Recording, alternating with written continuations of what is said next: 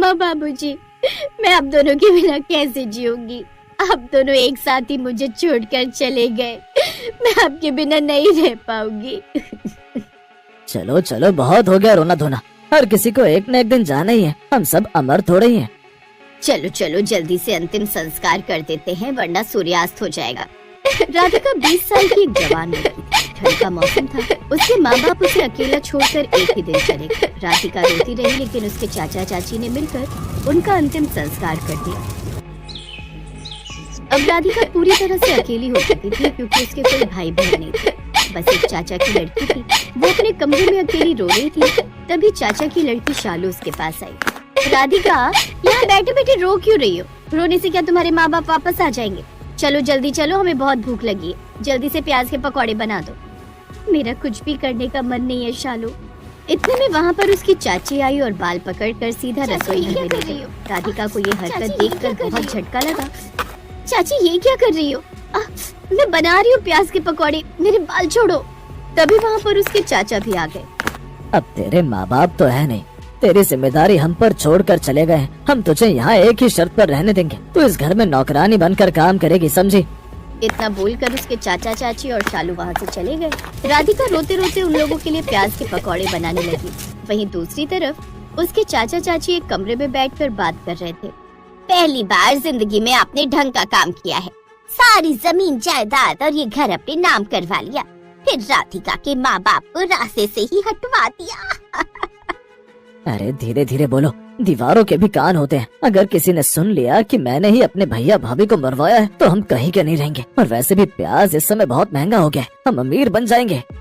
थोड़ी देर बाद राधिका सबके लिए प्याज के पकौड़े बना खड़ी आई, क्योंकि पूरे घर में सिर्फ प्याज ही प्याज था। उनके खेतों में सिर्फ प्याज की खेती होती थी। अगले दिन उनके खेतों में ढेर सारे प्याज हुए, जिसे बेचकर वे खूब पैसे वाले हो गए। हालांकि धनवान तो वो लोग पहले से ही थे। अब हर वक्त वो लोग राधिका से कभी प्याज के पकौड़े और उसे कुछ भी खाने को नहीं देते थे। वो सिर्फ बोरे से प्याज निकालकर कच्चा ही खाया करती थी। एक रात वो यही सब सोच रो रही थी। अम्मा बाबूजी, आप लोग क्यों मुझे छोड़कर चले गए? मुझे भी अपने साथ ले चलते। यहाँ तो मेरे साथ दुश्मनों जैसा बर्ताव किया जा रहा है। पहले तो चाचा चाची बहुत सीधे थे, पर अब आप लोगों के जाने के बाद पता नहीं इन लोगों को क्या हो गया।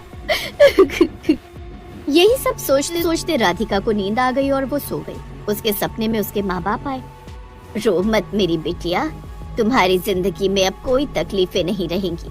हाँ राधिका बिटिया, हमारे साथ बहुत बड़ा धोखा हुआ है, लेकिन फिक्र मत करो। कल प्याज की बोरी में तुम्हें कुछ ऐसा मिलेगा जो तुम्हारी जिंदगी बदल देगा।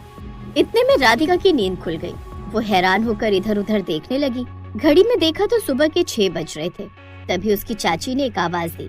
शालू, जल्दी से उस नौकरानी को जगा दे और बोल जल्दी हमारे लिए प्याज के पराठे और मस्त गर्मा गर्म चाय बना दे, वैसे भी बाहर बहुत ठंड है। शालू भागकर राधिका के कमरे में गई और उसे प्याज के पराठे बनाने का ऑर्डर दे दिया। जब राधिका नहा धोकर बोरे से प्याज निकालने गई, तब उन प्याजों के बीच में से उसे एक चमकता हुआ सोने का प्याज दिखाई दिया।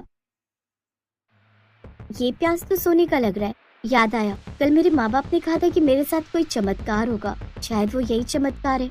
राधिका ने सोने का प्याज अपने पाया। बेटे, अब तुम्हारे परिवार में तुम्हारे अलावा कोई नहीं बचा, इसीलिए अब सारी जायदाद तुम्हारे नाम हो गई है।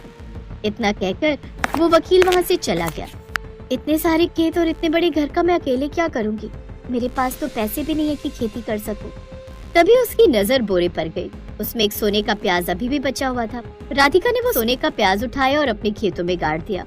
अगले दिन उसके पूरे खेतों में अब सोने के प्याज उगाए थे। अरे वाह, मेरे माँ बाप ने तो फिर से चमत्कार कर दिया। आप लोगों का बहुत धन्यवाद माता पिता। अब मैं इन्हें बेचकर अपनी जिंदगी खुशी से बिता सकती हूँ। राधिका ने सोने के प्याज को बेचकर एक बिजनेस शुरू किया। उसके बाद उसने शादी भी की और खुशी खुशी अपनी जिंदगी बिताने लगी।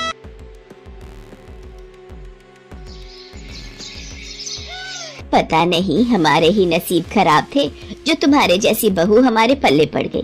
किसी काम का खाना नहीं बनाना आता। रोटी देखो टेढ़ी मेढ़ी, और दाल है तो बिल्कुल नमक मिर्च मसाले हैं ही नहीं। लोग कहते हैं नई बहू आए तो बढ़िया बढ़िया पकवान खाने को मिलेंगे, पर यहाँ ऐसा कुछ नहीं है। माँ जी, मैं दूसरी रोटी बना कर लाती हूँ। पता नहीं मैं इतनी कोशिश करती हूँ फिर भी बढ़िया खाना नहीं बना पाती। और बिमला कैसी हो? अच्छा, बहू से सेवा करवा रही हो।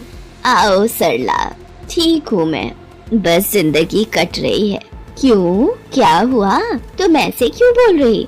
बोलू ना तो और क्या करूँ। ये देखो, रोटी बहू ने बनाई है, किसी काम का खाना नहीं बनाती है। ये क्या, इसे देखकर तो लग रहा है बहू ने रोटी नहीं कोई नक्शा बना दिया है। किसी दिन तुम मेरे घर आना, मैं दिखाऊंगी। मेरी बहू बहुत ही बढ़िया खाना बनाती है, ऐसा खाना कि उंगलियां चाटते रह जाओ।